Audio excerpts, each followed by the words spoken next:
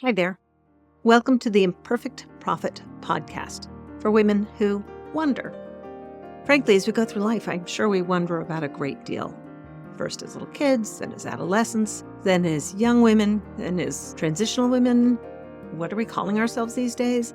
And then you get to this point in life, or my point in life, when you're postmenopausal and wondering what's next. Wondering if the parade already passed you by. Join me, Wonder Wendy. I'm going to be your host as we talk about some of these unique challenges that face women today in a new millennium, going through menopause and trying to live a rich, full life. There might even be a few men and younger women that want to listen in too.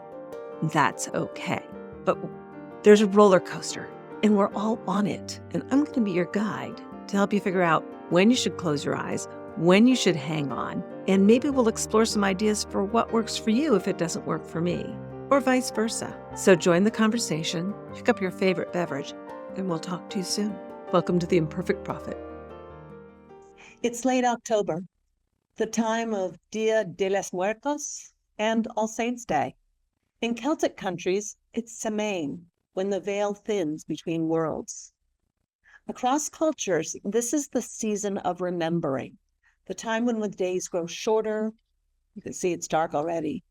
The harvest ends, if you happen to be in an agrarian society, and people pause to honor those who have crossed over. These celebrations, sometimes jubilant, sometimes somber, mark that liminal space between abundance and stillness, between harvest and hibernation.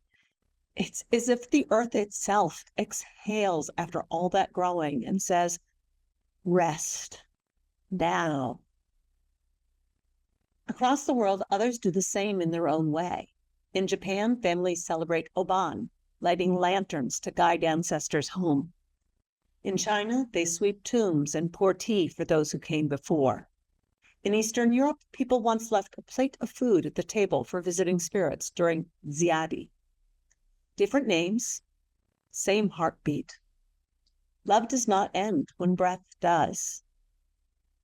All these people across all these continents building altars, telling stories, lighting candles, and, for a moment, believing that love can bridge dimensions.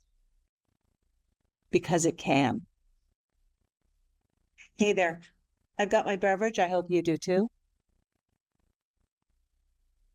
And welcome back to another episode of The Imperfect Prophet, a podcast for women who wonder.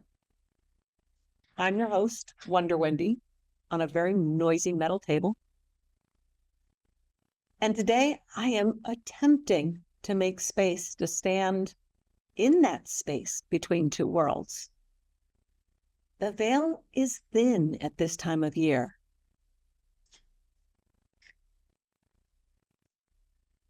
And so I light a candle.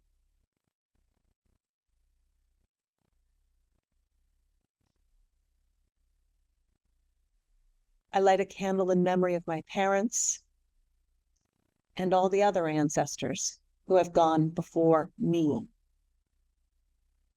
I also remember the children I never got to bring home from the hospital. Souls who were a part of me for a short time and never had a chance to live in the world. This is an episode about honoring both the living and the dead, about holding on and letting go, and about finding, wonder in that space in between. I grew up with All Saints' Day on my church calendar, but the day I really celebrated was Halloween, All Hallows' Eve. Back then, I didn't understand that the two were connected, that one was meant to prepare the way for the other. Honoring the saints seemed like something for, cathedrals and icons, remote, unreachable, almost pristine. But the older I get, the more I realize sainthood isn't just for marble statues and paintings by the old masters. It's also for the ordinary people who live extraordinary love. Martin Luther King should probably be counted as a saint. Maybe my grandparents were too. even though their names will never appear in history books. Just think about it. Maybe sainthood is just that glow that remains when a person's love outlasts their body. As my world expanded, I've learned there are so many ways to honor the departed. Dia de los Muertos, with its skeletons, sugar skulls, and altars of marigold, once seemed exotic to this Vermont girl, something beautiful and far away. But now that I live in the Southwest, a place infused with Latin culture, I see its meaning more clearly. It's not just a day of death, it's a celebration of life. It's remembering that to be mortal is miraculous because every breath matters. And isn't that what we talk about every week with the Bucket List Life? Your life matters. You should live it. It's precious. And this isn't just true here. Across cultures, again, people have told stories to explain the quiet season when life pulls inward. In the old Greek telling, winter itself is a myth of descent and return.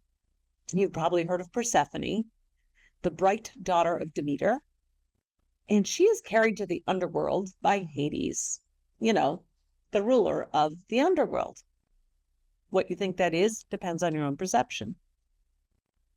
And while she's down there, she tastes the ruby seeds of the pomegranate, just a few. And with that, she's tied to the darkness, to the underworld.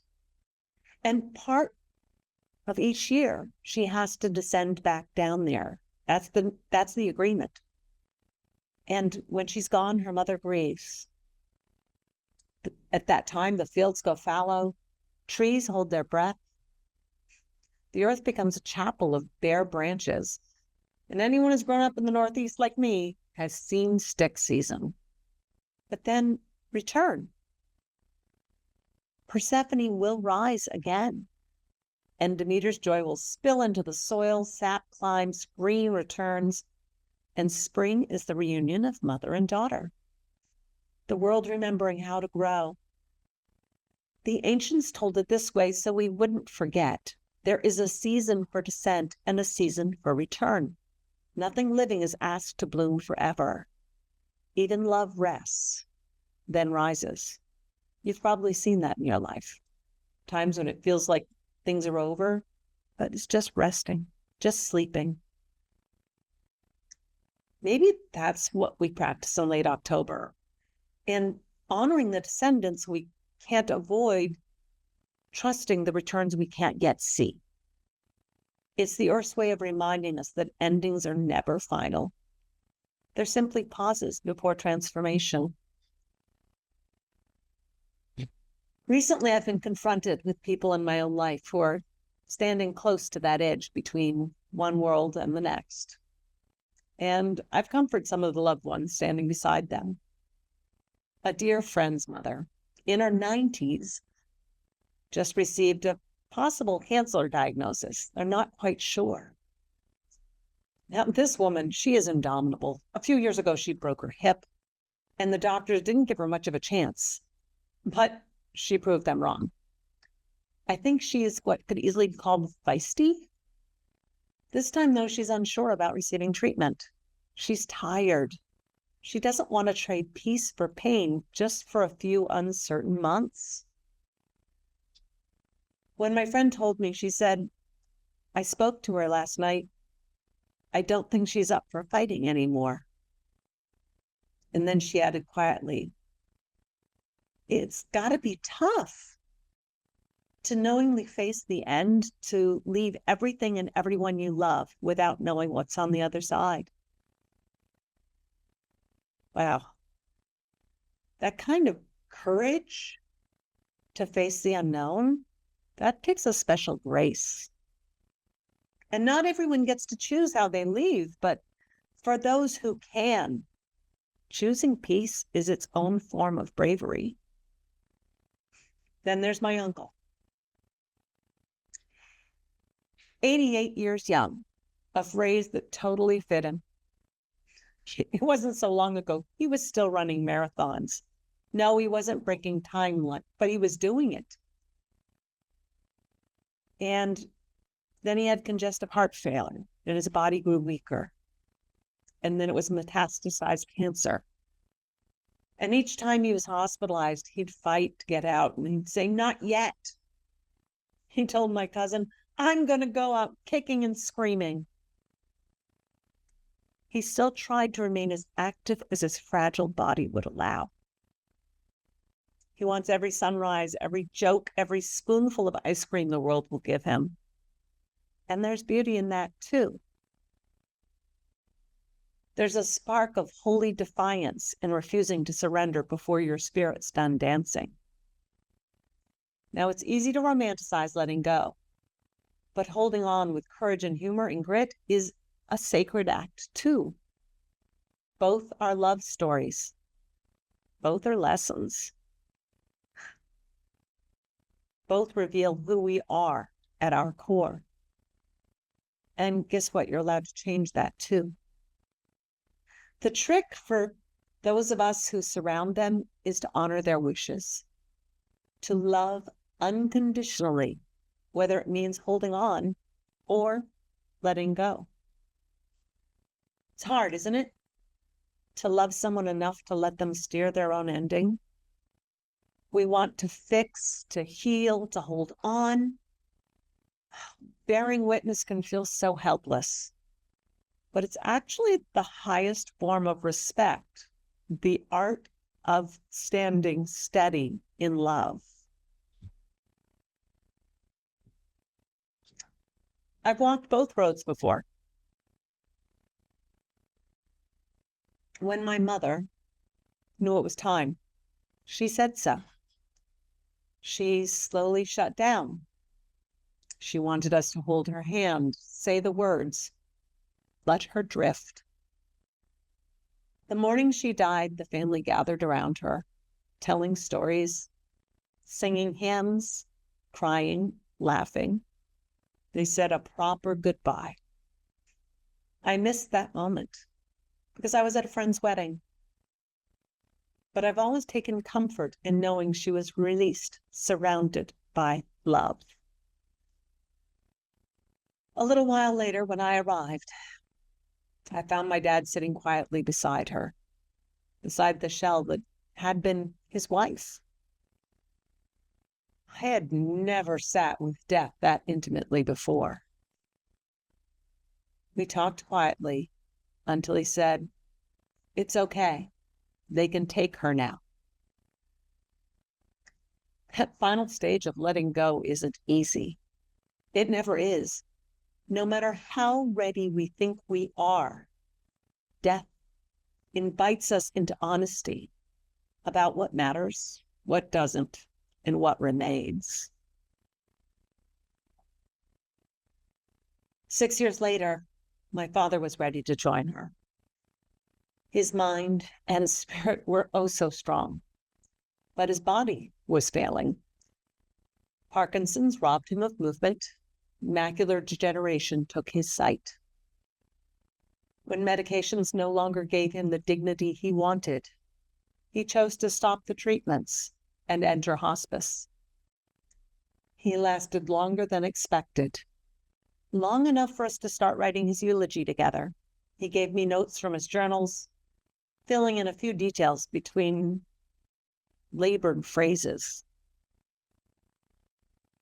And then one day when I was visiting with him, a woman from his care team swept into the room and lamented, falling onto his side, "Fred, I'm not ready to let you go. Don't leave." She meant well. Something inside of me snapped. He was at peace, and she was pulling him back for her own comfort. Who the fuck was she to interrupt his surrender? Yeah, 9 years later, I still feel that rage.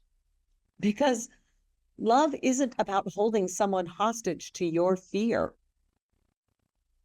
Sorry. It's about letting them leave the party with grace. Think about how it feels when a friend gives you a long, warm hug before parting.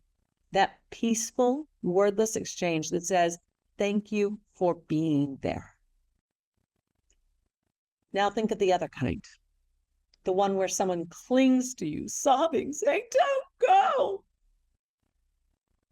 Which kind of farewell would you want when it's your turn to cross over? I want the first kind. Love that blesses the journey, not one that fears it. Actually makes me think of a song that was very popular during World War II. And my father would like to sing it. And it went something like this. We'll meet again, don't know where, don't know when. It was a bittersweet song for soldiers departing and not knowing if they were going to come home again, but knowing that someone loved them and said goodbye with grace. Now, our generation, the midlifers, are often the bridge. We care for aging parents while nurturing children and or grandchildren, all while dreaming new dreams for ourselves. We live between beginnings and endings, between vitality and vulnerability. How can we cling to life and still handle death? Well, you got to learn to live in that paradox. We learn to love fiercely and release gently, sometimes in the same breath. And it's not just aging and dying in the elder generation, it's letting our kids go off to college and make stupid mistakes. Or make mistakes, even if they aren't stupid and we think they are. You know what I mean. Maybe it won't be a mistake, but oh my goodness, what are you doing? What are you thinking? It's a kind of strange grace to live in this middle space. It's a sacred apprenticeship of becoming both daughter and elder, both student and teacher, both the held and the holder. Now, if you happen to be listening to this while driving to check on your parents, or after a hospital visit, or watching your phone waiting for an update, whether it be from a caregiver, a school, or you're just waiting for your kid to finally respond to a message you sent days ago, you know this space. It's tender, messy work, and yet somehow sacred, because we are the keepers of the continuity. We carry those stories forward while learning how to release the people that taught them to us. I've come to believe that dying well, such as they say it, isn't about how we die. It's about how we live all the way up to that point. How are you handling it? Are you staying curious? Do you remember to say thank you for all the blessings in your life, for all that was good, and forgive yourselves and those who we've lost? We need to forgive each other because living a perfect life is impossible. Do you leave people with words they can carry, not wounds that they have to heal? I was reading about the poet and naturalist Mary Oliver. She spent her life walking in the woods of Provincetown with a notebook in hand. She watched herons and fox tracks and once distilled the whole art of living into a single stanza. She wrote, "To live in this world, you must be able to do 3 things. To love what is mortal, to hold it against your bones, knowing your own life depends on it. And when the time comes to let go, to let it go." She summed it up. That's it. To love, to hold, to let go, like wildflowers that bloom in the field, but are ephemeral. Anyone who's read The Little Prince knows what ephemeral means. And if you haven't read The Little Prince, it means things pass. In the spring, there will be new growth, just like the Greek story of Persephone promises. They bloom, they bow, they seed the ground for what comes next. Maybe that's what legacy really is, not permanence, but continuity. You're just planting seeds for someone else's courage to live a wonderful life that's brave enough to end beautifully and kind enough to make peace with endings. Whether you're the one with the diagnosis or someone standing beside them, this is a lesson for all of us. Because letting go is not the opposite of love. It's the final proof of it. Now I have to let you in on a plot twist. When I first started making notes for this episode, my friend's mother was preparing to let go. My uncle was clinging to life.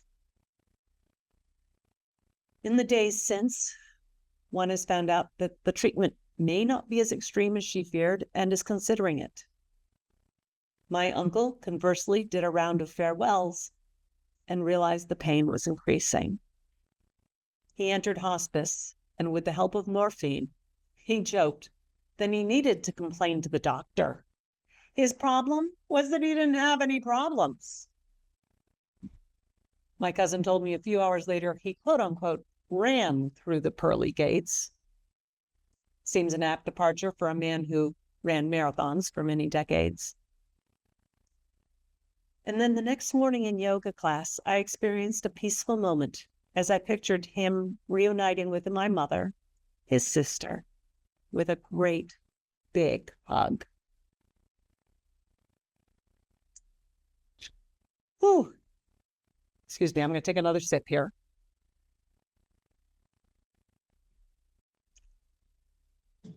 So as the harvest ends and the air cools, maybe it's time to create your own ritual of remembrance. It doesn't have to be grand, unless you want it to be. Light a candle. Set out a photograph. Put the candle next to the photograph. Whatever feels right to you. Oh, pull out a yellowed recipe card that is a family favorite recipe. Yes. Let the preparation bring that ancestor through your hands. Let the warmth of the cooking bring the warmth of that person into your present day. It's almost a sacred communion to let that food bring you and them life. Ooh, tell a story that always made you laugh. Mm-hmm. Every time my daughters and I get the giggles, it is like my mother is once again in the room. I remember one time, my sister and I were talking to my mom. One of my sisters and I were talking to my mom, and my mom crossed her eyes.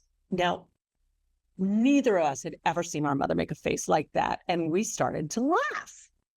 And she said, you saw that? And she started laughing so hard, she could barely speak. When she regained her breath, she explained that when she was in college, making that face was how she entertained herself in zoology class. She didn't think anyone could see it. Worse yet, she sat in the front row. At this point, we were all laughing so hard, there were tears. I know that's a strange way to remember my mom, but it remembers some of the best parts of my mom. Tell those stories. Tell those stories to your children, to your nephews and nieces, or mentor a child and tell them the stories.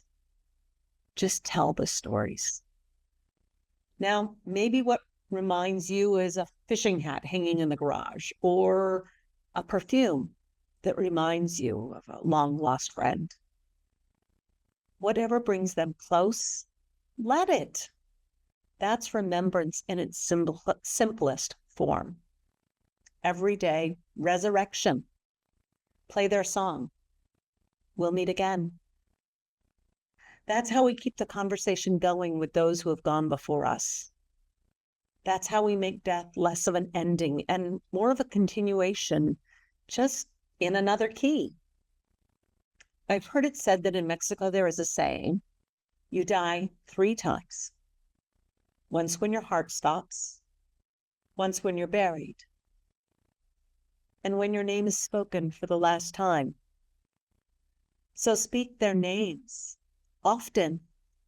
Let them echo in your kitchen and your car and your prayers.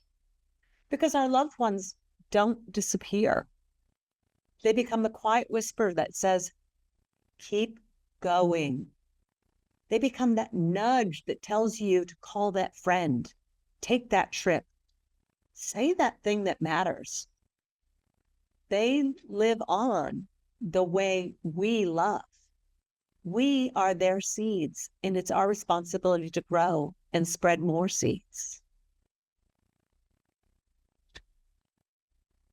Ooh, pause for a moment. Look around. Breathe in the season, that soft gold of autumn light, the slow turning of the year. This is the reminder. We're here now, alive, temporary, magnificent. And the people we've loved, they're still part of us. They're woven into the wonder. Maybe they are the shimmer in the autumn light, or the warmth that lingers in your chest when you hear their favorite song. The world is full of thin places if we know how to look. To live a wonderful life isn't to avoid death. It's to love so deeply that even death can't end the story. Earlier, I cited the poet Mary Oliver. She also wrote a well-known poem called The Summer Day. And she asked readers, tell me, what is it you plan to do with your one wild and precious life? That's quite the question, isn't it? So maybe that's our homework this week, to live our one wild and precious life with a little more wonder, to hold what is mortal, love it fiercely, and when the time comes, to let it go, but never without gratitude. If this episode stirred something in you, share it with someone who might need a little light this week. And until next time, stay hydrated, keep breathing, and remember, live every moment in wonder, whether you're saying hello or goodbye. Like what you heard here today? Then we should be friends. I suggest you join my Facebook group. It's a good way to connect. We can have a conversation, ask me questions, whatever you want to do. It is called the Wonderful Bucket List Life. That's Wonder-Full Bucket List Life. Be a bucket lister and join me on this adventure. Or you can go to my webpage, which is Wonder Wendy and Friends, join the mailing list, learn about the book I wrote, adventures that are coming up in the future, and other podcasts. I look forward to talking to you soon, and stay hydrated. Have a great day.